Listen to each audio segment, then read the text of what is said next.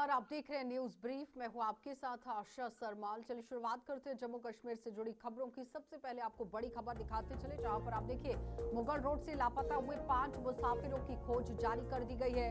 Police और आपदा प्रबंधन दल खाइयों में यहां पर जो तलाश कर रहे हैं लोगों की, और वाहन की अंतिम लोकेशन का पता लगाने की कोशिश की जा रही है। ये बड़ी खबर, जहां पर लगातार आप देखिए तलाशी अभियान शुरू किया गया है। सोमवार को कश्मीर की ओर जाते हुए ये 5 लोग लापता हुए थे।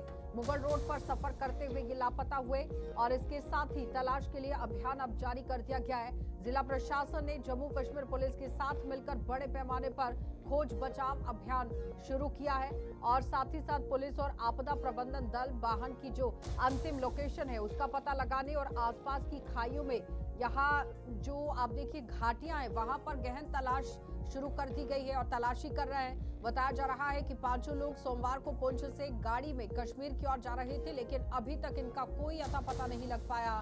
तो स्थानीय निवासियों की तरफ से भी बचाव कार्य शुरू किया गया है, और टीमें जो इस पूरे बचाव में जुटी हुई हैं उनकी स्थानीय पुलिस भी मदद कर रही है, लेकिन अभी तक अभियान में कोई सफलता हाथ नहीं लग पाई है। ये बड़ी खबर, जहां पर आप देखिए मुगल रोड से कुछ लोग लापता हो गए। ये 5 मुसाफिर हैं जिनकी लापता होने की खबर आई थी, क्योंकि इससे पहले आपने देखा कि मुगल रोड पर ट्रैफिक को बंद कर दिया गया, क्योंकि बर्फबारी होने की वजह से ये रास्ता बंद किया गया था।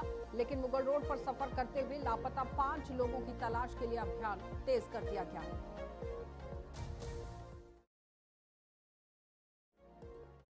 मुसाफिरों के साथ गुज़िश्ता रोज से लापता। बताया जा रहा है पुंछ से कल एक निजी गाड़ी 4 मुसाफिरों को लेकर मुगल शारा के रास्ते वादी कश्मीर की तरफ जा रही थी, और कल के बाद ना उस गाड़ी का कोई पता चल रहा है, ना ही उन मुसाफिरों से कोई राब्ता हो पा रहा है। हालांकि अहले खाना का कहना है कि मुसाफिरों से 10 बजे सुबह आखिरी बार बात हुई, और उसके बाद उनके फोन पर लगातार फोन किया जा रहा है, मगर किसी तरह का कोई जवाब उनकी तरफ से नहीं दिया जा रहा है। वहीं दूसरी तरफ पुंछ इंतजामिया की तरफ से Jammu Kashmir police, traffic police या मकामी लोगों के साथ एक बड़े पैमाने पर सर्च ऑपरेशन चलाया जा रहा है, क्योंकि पुंछ इंतजामिया का मानना है कि उनकी आखिरी लोकेशन जो है छत्ता पानी के आसपास आई थी, जिसके बाद उनकी लोकेशन जाहिर नहीं हो रही है।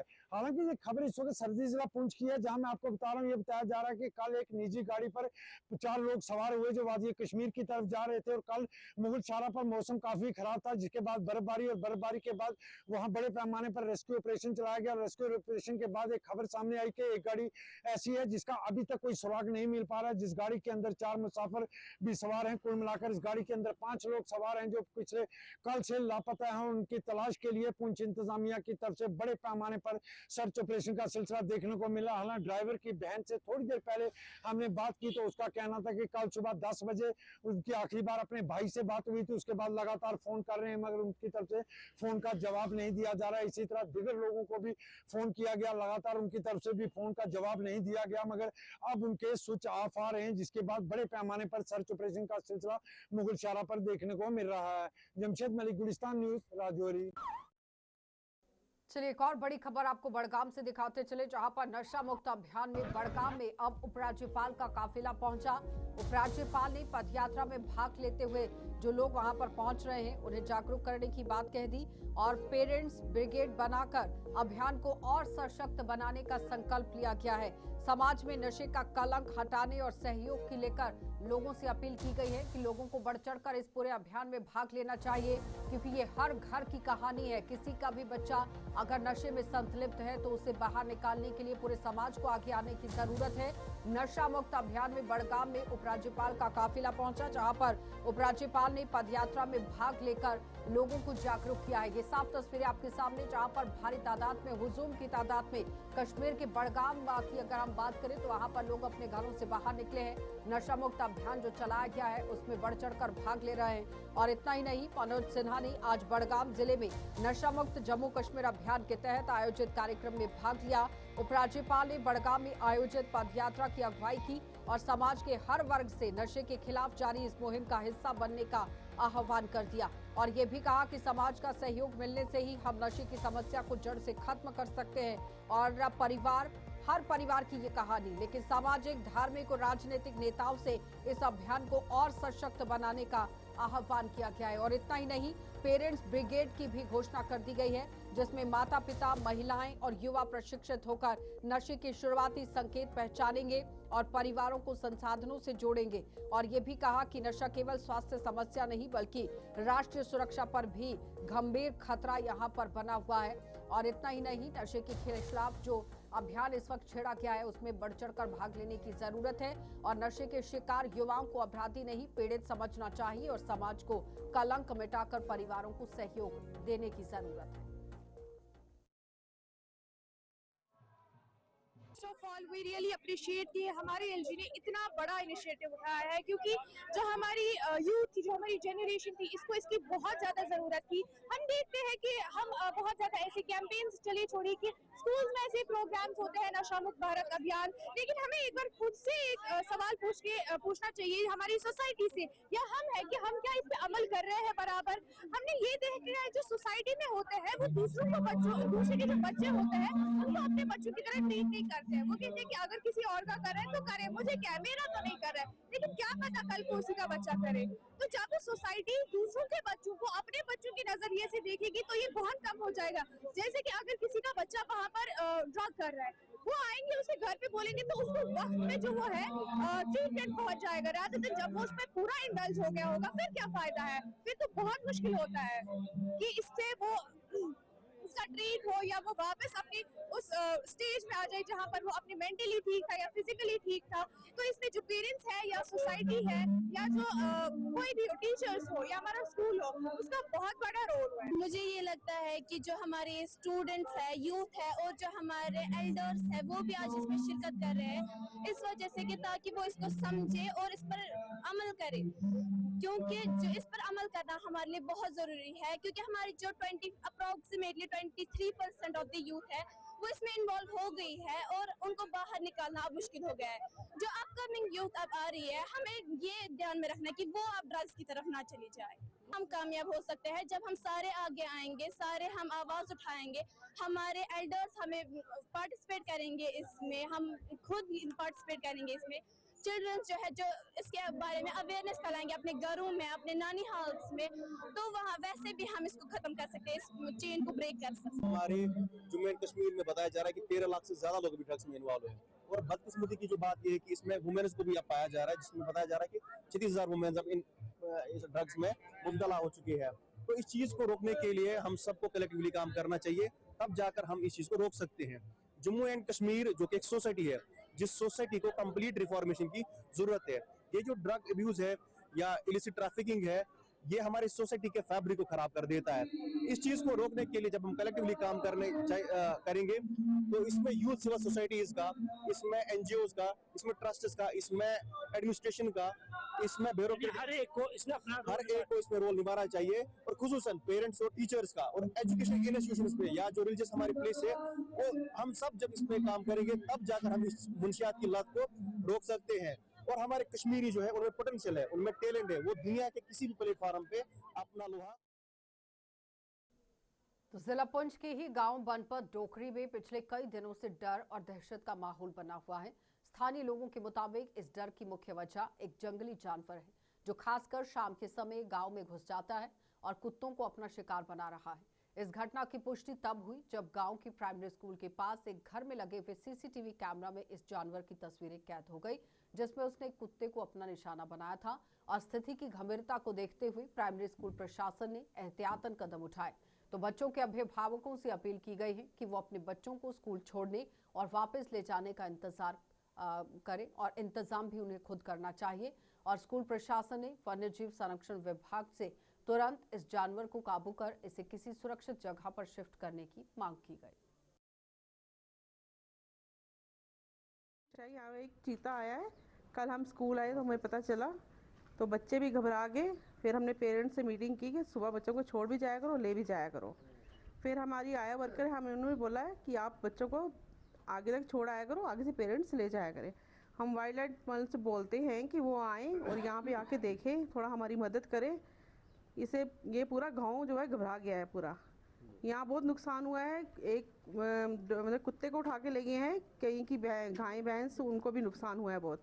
प्लीज़ हमारी रिक्वेस्ट है यहाँ आके देखें और हमारी भी थोड़ी चिंता दूर हो हमारी भी। आज 10-12 दिन का एक किस्सा है कि जब थोड़ा सा सूरज ग्रूब होता है उसके बाद यहाँ कुत्ते चलाते हैं हर एक घर में, तो हमें मालूम नहीं चला। यहाँ परसों 2 दिन से यहाँ एक मकान के पास कैमरे फिटे हैं, तो वो बेचारे घर वाले अंदर सोए थे, तो वहाँ उनका एक कुत्ता था बेचारा इधर ही बैठा रहता था। तो चीते ने हमने उसको कैमरे में देखा है क्योंकि नेट पे चढ़ाया उस लड़के ने, एक साइड से गया पहले दौड़ के इधर आया, फिर वो जाकर उसने चलाया उधर छुप गया, वहाँ से लेकर तीसरे खेत में उसने मारा है। तो हमको या 7 बजे के बाद बच्चे भी डरते हैं, औरतें भी, हम भी डरते हैं, काम पे जाते हैं। तो मेरी ये गुजारिश है एडमिनिस्ट्रेशन से कि अपने जंगलात वालों को बोलें कोई टीम निकालें, यहाँ देखो कोई फंदे की है या क्या है, किसी ने छेड़े हैं, ये हमारे जंगली जानवर है या कोई दूसरी कोई और चीज़ है। ऐसे आजकल बताते हैं कोई और भी चीते की तरह है। तो हमने ये सुना है वहाँ ढोकड़ी इलाके में, मैंने आज सुना है कोई भैंस गाँव है जो उनको फाटा होगा, खाया होगा। तो मेरी ये रिक्वेस्ट है कि जंगलात वाले टीम निकले। इस वक्त हम मौजूद हैं पुंछ शहर के बिल्कुल नज़दीकी गांव बनपत में, जहां पिछले कुछ दिनों से चीता देखा जा रहा है। बीती रात गए यहाँ पे स्कूल के साथ ही एक घर है जिसमें सीसीटीवी फुटेज में उस चीते की शिनाख्त हुई है, जिससे उसने गांव के काफ़ी तादाद में जानवरों को खाया है। पूरे गांव में डर का माहौल है और लोग सैके हुए हैं। लोगों ने ज़िला इंतज़ामिया पुंछ और ख़ास करके वाइल्ड लाइफ डिपार्टमेंट से ये मांग की है कि इस चीते का कुछ ना कुछ किया जाए ताकि लोगों को जो है डर का माहौल है वो दूर हो सके। इसके साथ ही मेरे पीछे आप देख सकते हैं एक प्राइमरी स्कूल है जिसमें काफ़ी तादाद में बच्चे पढ़ते हैं। इन बच्चों में भी डर का माहौल बना हुआ है। इन लोगों ने और स्कूल इंतज़ामिया ने यह कहा है कि इस चीते का कुछ ना कुछ किया जाए ताकि लोग खुल के जो है अपना कारोबार और अपना काम कर सके। गुलिस्तान न्यूज़ के लिए बनपत गांव से शहजाद भट्ट। राजौरी के डिप्टी कमिश्नर अभिषेक शर्मा ने आज थाना मंडी सब डिवीजन का दौरा कर जनता की समस्याओं का रिव्यू किया और मौके पर ही कई शिकायतों का निपटारा कर दिया। उनके साथ sub divisional magistrate Syed Abid Hussain Shah, tehsildar Majir Ali Shah और नायब तहसीलदार महमूद आजम थे। और इस दौरान यहां डिप्टी कमिश्नर ने जनता से बातचीत की, उनकी समस्याओं को सुना और डीसी ने संबंधित अधिकारियों को जनता की समस्याओं को हल करने के निर्देश दिए। कहा कि लापरवाही किसी भी सूरत में बर्दाश्त नहीं की जाएगी। सभी गांव वालों को, जो मोहल्ले के लोग हैं, उनको बुला के यहाँ के जो रेवेन्यू ऑफिशियल्स हैं, चाहे वो चौकीदार हैं, पटवारी हैं, नायब तहसीलदार, तहसीलदार, एसडीएम साहब, सब लोगों को बुला के एक क्लियर कट जो व्यू था इस इशू को लेके वो लिया गया। और मेरे को लगता है कि एक जो रेवेन्यू डिपार्टमेंट के जिस तरीके से डिजिटाइजेशन हो रही है और ट्रांसपेरेंसी आ रही है, उससे काफ़ी जो प्रॉपर्टी रिलेटेड डिस्प्यूट्स हैं वो भी सॉल्व हो सकते हैं। और हमें बहुत ज़रूरत है कि जो अपना रेवेन्यू रिकॉर्ड है उसको दुरुस्त रखें, उसको अवेयर रहें। अभी डिजिटाइजेशन ऑफ जमाबंदी का काम चल रहा है, बैकलॉग म्यूटेशंस का डिजिटाइजेशन चल रहा है और उसके लिए ग्रीवांस कैंप्स भी लगाए गए हैं। जो लोगों को लगता है, जितने भी लोगों को लगता है कि कहीं पे भी उनका रेवेन्यू रिकॉर्ड में कुछ भी इशू है, ठीक नहीं है, नाम ख़राब है, उस सब के लिए एक प्रोसेस है। उसमें आप कंसर्न जो रेवेन्यू ऑफिशियल्स हैं उनको अप्रोच करें और ताकि रेवेन्यू रिकॉर्ड्स हमारा दुरुस्त हो जाए। ऑनलाइन बड़ा क्लियर है, पब्लिक सर्विस गारंटी एक्ट जो है कानून है जिसमें एक टाइम लिमिट है हर सर्विस की, चाहे वो एक्सट्रैक्ट ऑफ गिरदावरी है, एक्सट्रैक्ट ऑफ जमाबंदी है या किसी भी तरह का कोई भी रिकॉर्ड है, उसमें एक टाइमलाइन है। जहाँ पे भी कहीं ये प्रूव होता है कि उसमें डिलिबरेट हुआ है और विलफुल हुआ है, उसमें सख्त से सख्त कार्रवाई। साहब का बड़ा शुक्रिया अदा करते हैं जिन्होंने स्पॉट पे आके बड़े अच्छा फैसला किया, यानी कि दो पार्टियों में आपस में कुछ झगड़ा था उसको उन्होंने वो डिस्ट्रीब्यूट को ख़त्म किया। और एक बात थी हमारी, ये देखो जो ओल्ड थाना मंडी से पानी निकल के वो सारी शॉप्स के अंदर आता और लोगों के घरों में चला जाता, उसके बारे में हमने बात की और उन्होंने कहा कि आप हमारे ऑफिस में आएँ और ये बात जो आपकी है वो भी सुनी जाएगी। और वहाँ पे साथ में एसडीएम साहब ने कहा कि आपकी जो ये डीपीआर है या कुछ भी है वो बना हुआ है, तो आपका मसला हम यहाँ पे भी देखेंगे। इसकी वजह से ये आम लोग भी हैं जो बड़े परेशान हैं। तो डीसी साहब ने चलो बहुत अच्छा फैसला किया और उनका हम स्वागत करते हैं हमारे थाना मंडी के अंदर जाके। उन्होंने कठुआ के डिप्टी कमिश्नर राजेश शर्मा ने आज जिला सैनिक कल्याण कार्यालय से ही नशा मुक्त जम्मू कश्मीर अभियान के तहत जागरूकता रैली को हरी झंडी दिखाकर रवाना किया। इस रैली में पूर्व सैनिकों के साथ सैकड़ों की संख्या में स्थानीय लोगों ने भाग लेकर ड्रग्स के खिलाफ अपनी आवाज को बुलंद किया। उन्होंने युवाओं को नशे के दुष्प्रभावों के प्रति जागरूक कर इससे दूर रहने का संदेश दिया और डिप्टी कमिश्नर ने कहा कि नशा न केवल स्वास्थ्य को प्रभावित करता है बल्कि समाज और परिवार पर भी गहरा असर डालता है। उन्होंने सभी नागरिकों से अपील की है कि वे अभियान में सक्रिय भूमिका निभाएं और नशा मुक्त समाज बनाने में योगदान करें। उसी के चलते हमारा प्रयास है कि उस अभियान को जारी रखना है और ये हमारे हर सब डिवीज़न लेवल पे, पंचायत लेवल पे ये जारी है इस समय। तो उसी के चलते हमारे जो एक्स सर्विसमैन हैं तो इन्होंने ये एक प्रयास किया, इन्होंने एक इनिशिएटिव था कि हम भी इसमें हिस्सा बनना चाहते हैं या ऐसे भी हमारी डिफरेंट स्कीम्स के प्रचार में हमारे साथ रहते हैं, हेल्प कर रहे हैं हमारी। तो उसी के चलते ये नशा मुक्त अभियान का एक मैसेज है कि हमें ड्रग्स से दूर रहना है और मैं यही चाहूँगा आपके माध्यम से कि हम इसको 100 डे नहीं, इसको हमेशा के लिए इरेडिकेट करें अपनी सोसाइटी से, क्योंकि इसके नुकसान ही है, फ़ायदा तो कुछ है नहीं। हमारा ड्राइव है और ये पहले भी किया हमने, तो कुछ इसमें ये इंसिडेंट आपने जो जिक्र किया ये इसमें नोटिस में आए हैं, तो उनको अप्रोप्रिएट जो सेक्शंस हैं, कानून है, उसके तहत उनको एक्शन लिया गया है। डी एडिक्शन सेंटर की काफ़ी ज़रूरत है सरकारी, तो उसको लेकर क्या कुछ प्रयास किए जा रहे हैं? उसके लिए हमारी जो हेल्थ डिपार्टमेंट उन्होंने जो हमारा एग्जिस्टिंग सेंटर है जो हमारा जीएमसी में, तो उसकी स्ट्रेंथ इंक्रीज़ की है इमीडिएट जो रिलीफ देने के लिए। और ये हमारी एक उच्च स्तरीय मीटिंग हुई थी रिसेंटली लास्ट वीक, उसमें भी ये इशू लिया गया और ऑनरेबल लेफ्टिनेंट गवर्नर सर के आदेश थे कि इसमें हम इन चीज़ों को बढ़ाएंगे, ये जो हमारी सुविधा है, क्योंकि जब बच्चे इसको छोड़ के यूथ आना चाहेगा तो उनको रिहेबिलिटेशन के लिए हमारे ये सेंटर चाहिए, तो उसके बारे में सरकार जो है बिल्कुल। सुरनकोट विधायक चौधरी मोहम्मद अकरम ने आज अपने सीटीएफ से 20 लाख रुपए की लागत से ही सब डिस्ट्रिक्ट अस्पताल में लगाए गए जनरेटर सेट का उद्घाटन किया। ये जनरेटर अस्पताल को बैकअप बिजली प्रदान करेगा और साथ ही बिजली कटौती या आपात स्थिति से डॉक्टर्स और स्टाफ को इलाज जारी रखने में मदद करेगा। उद्घाटन अवसर पर विधायक ने कहा कि स्वास्थ्य सेवाओं में सुधार उनकी प्राथमिकता है और सुरनकोट के लोगों को बेहतर चिकित्सा सुविधाएं उपलब्ध कराने के लिए कदम भी और उठाए जाएंगे। स्थानीय लोगों ने विधायक को इस महत्वपूर्ण जरूरत पर पूरा काम करने के लिए धन्यवाद दिया है।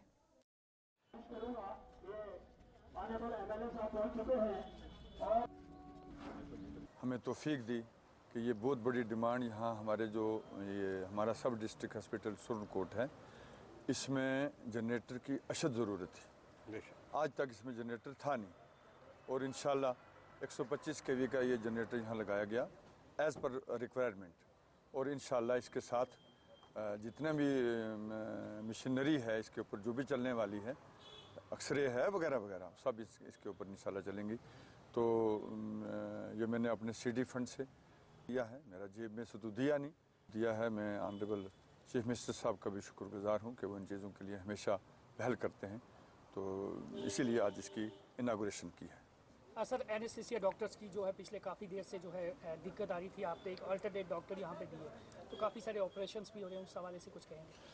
बिल्कुल, यहाँ और दूसरे ये है, मैं इसको बीएमएस साहब को पिछली बार मैंने कहा था कि जो भी ऑपरेशन होते हैं आपको दूसरे दिन मीडिया में या किसी तरीके से उसको हाईलाइट करना चाहिए, क्योंकि लोग उंगलियाँ उठाते रहते हैं। इसलिए बिल्कुल इंशाल्लाह, और अब भी आइंदा भी आगे, क्योंकि डॉक्टरों की सख्त ये कमी है स्टेट के अंदर, लेकिन फिर भी, और वो भी शुक्रिया मैं सीएम साहब का करता हूँ। वहाँ कैबिनेट मीटिंग में डिसीजन हुआ था, और जो हमारी डॉक्टर साहबा यहाँ आती हैं, मैं उनका भी बहुत शुक्रगुजार हूँ, सभी डॉक्टरों का। बहुत अच्छा काम हमारा चल रहा है इंशाल्लाह, तो अल्लाह का शुक्र है। बस जो कैजुअलिटी बिल्डिंग है जो हमारे यहाँ, उसके लिए 1 करोड़ रुपये हमें चाहिए, इस बार इंशाल्लाह वो रिलीज़ हो जाएगा। देखिए, ये जो डीजी सेट है 125 kV जो उन्हें एमएलए साहब ने अपने सीडीएफ फंड से सब डिस्ट्रिक्ट हॉस्पिटल सुरनकोट को दिया है, मैं डिपार्टमेंट की तरफ से भी इनका शुक्रगुजार हूँ, क्योंकि सुरनकोट की लॉन्ग पेंडिंग थी। ये इलाका जो है यहाँ पर हमेशा बर्फ़बारी या बारिश जब हो जाती है तो मैक्सिमम पावर जो है सप्लाई कट हो जाती है उस वक्त पेशेंट्स को, और जो मशीनरी है जैसे एक्सरे वगैरह है, प्रॉब्लम आती है पब्लिक को। तो जो 125 kV इन्होंने डीजी सेट दिया है, जो है अभी उन्होंने एमएलए साहब की कोशिश से 2 बेडेड डायलिसिस भी यहाँ लग चुका है, उसकी रिक्वायरमेंट को भी ये पूरा करेगा। मशीनरी लग चुकी है और 2 बेड आने हैं, वो अभी दिन 2 और 3 डेज हम बेड भेज देंगे और ये डायलिसिस यहाँ पर स्टार्ट हो जाएगा, क्योंकि डायलिसिस के पेशेंट यहाँ से पुंछ बेचारे दर होते हैं। चलिए, न्यूज़ ब्रीफ में इतना ही, इजाजत दीजिए, नमस्कार।